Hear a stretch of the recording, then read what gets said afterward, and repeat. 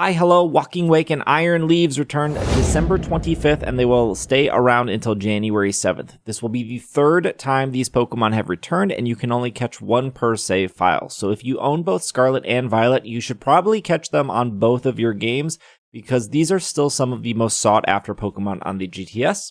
And because you guys asked on Twitter, I'm going to do 2 brand new raid builds for you to tackle these Pokemon, because some people are not as good as Pokemon, and they found them a little tough, and that's okay. I got 2 cool Pokemon for you guys to use today. Now, if you are new to my videos, I always build Pokemon that work well in a group settings. I normally do not do any solo builds here. Some of my Pokemon end up unintentionally being solo Pokemon, but the concept I always build around is how can these Pokemon hold their own, but how can these Pokemon do at least one thing that helps out the entire team? Because raids are meant to be played with other people. Now, before you type in the comments that you soloed your 7-star Cinderace, I am sure that the Arcanine CPU or the Staraptor CPU dying over and over again was the real star of your raid, not you.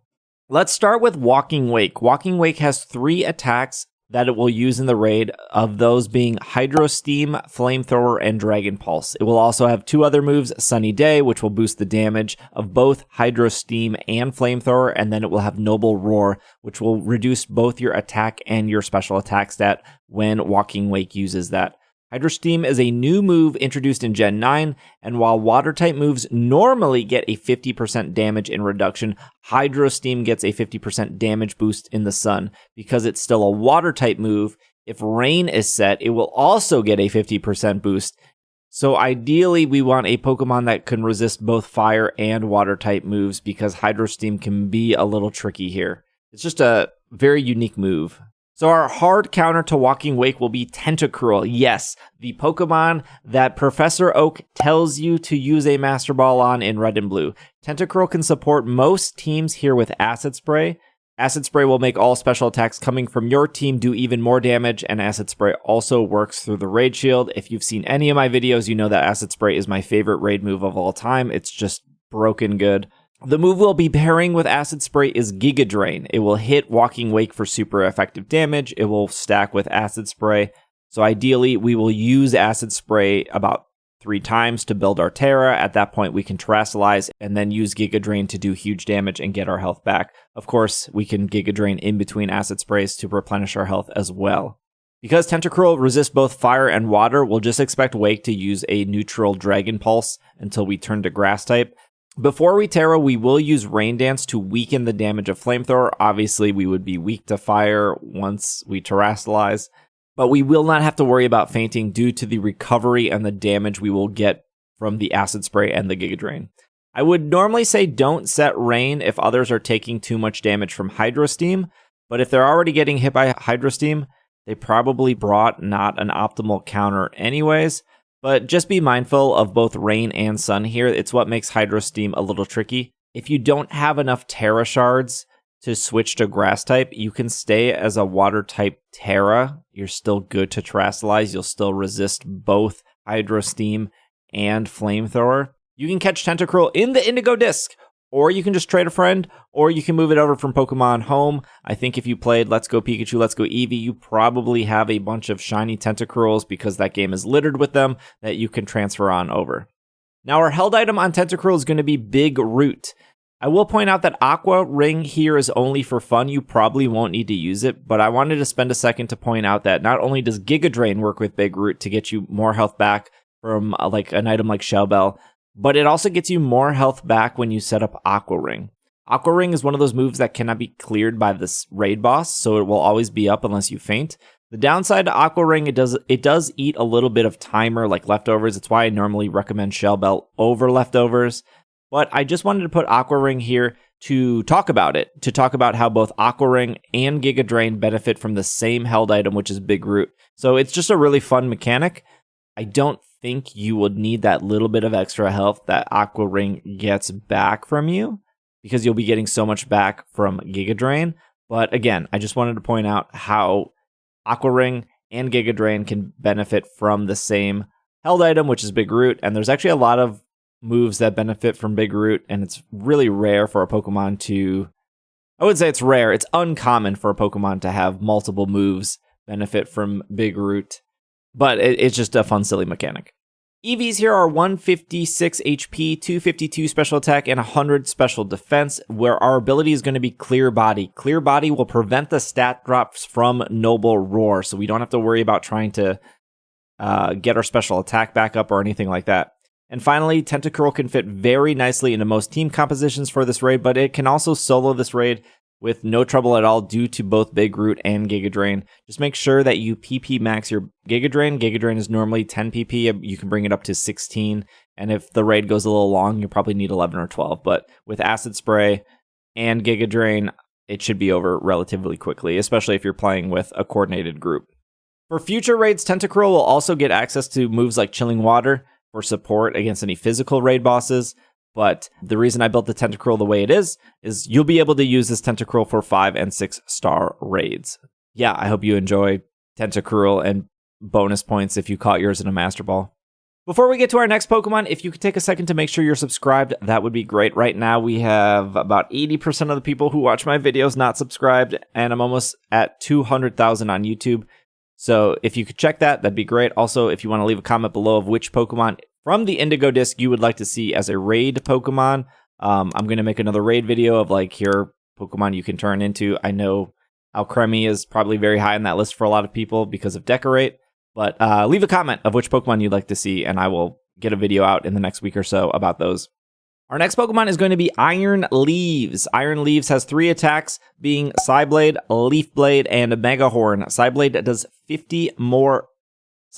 50% more damage when electric terrain is set.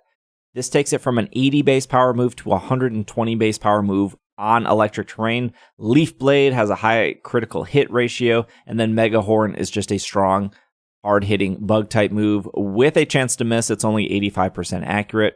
Some people actually found this raid tougher than Walking Wake because of the electric terrain boosted Psyblade and because Leaf Blade can crit.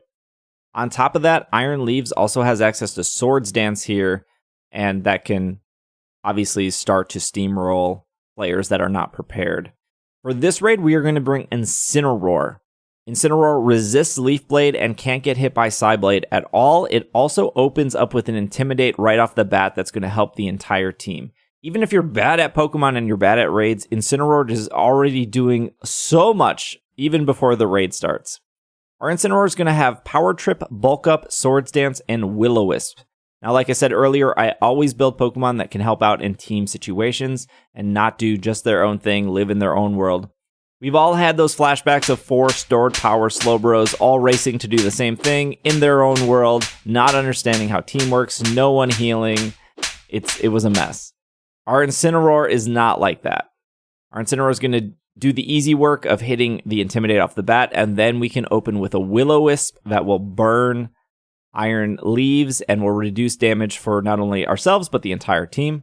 Shield normally procs on Iron Leaves at about 50%, so that gives the entire first half of the raid reduced damage, even if Iron Leaves tries to Swords Dance. Now, originally I built this Incineroar with Leech Life to hit super effective damage and to get health back, very similar to our Tentacruel build. But I saw that either one Bulk Up or one Swords Dance would make Power Trip out DPS Leech Life.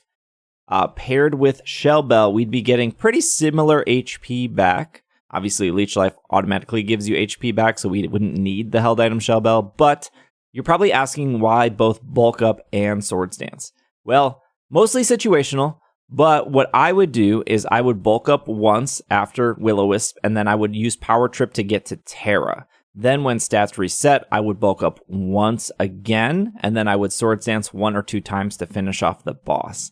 The best combination would be 2 Bulk Ups and 2 Swords Dances, but that's 4 turns of not doing anything but setup, so I don't want you guys to be a Slowbro here in a team situation.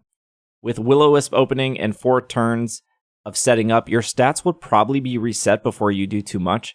So getting to Tera faster is going to be better in most situations, especially if somebody faints or somebody else activates the shield before you can even attack. Regardless, the absolute takeaway here is that one Bulk Up lets you constantly do really good damage with Power Trip while giving you boosted defenses, and Swords Dance is a nice move to pivot to in case you don't need a defense boost at all. Very flexible. Incineroar also gets a bunch of other moves like Taunt, Leech Life, like I talked about, Snarl, but we'll cover those moves in a future video. This will not be the last time you see me build an Incineroar. It is actually going to be one of the best 5 and 6 star raid Pokemon for a lot of things. It just does so much, and it has access to so many moves, and its typing makes it so naturally bulky. Our EV spread here is very simple: 252 HP, 252 attack, 4 in defense, adamant nature. Make sure you bottle cap both of these Pokemon before raiding. Bottle cap all your raid Pokemon. You can catch a Litten in the Indigo Disk. You can trade it from a friend. You can move it over from Pokemon Home. Same thing here as Tentacruel. Now, Power Trip and Aqua Ring are both egg moves, so you can put a Mirror Herb on Tentacruel and Incineroar to get those moves in a picnic. Here's me doing it really quick to show you how easy it can be. I actually used Palkia for Aqua Ring, and then I used Cacnea for Power Trip. Just delete any one move you want before you get the egg move over to that. If you have any questions about that, leave a comment below, but it's very easy to get egg moves onto your Pokemon in these games. Like Tentacruel, I built Incineroar with the concept of being a good team player, but due to its natural bulk and to the recovery options here, it can also end up soloing Iron Leaves. Here are your 2 builds. I said I would never build solo builds, but I accidentally built you 2 of them. So they work amazing in teams. They work amazing by themselves. I hope you enjoy, and I will see you all next time. Bye.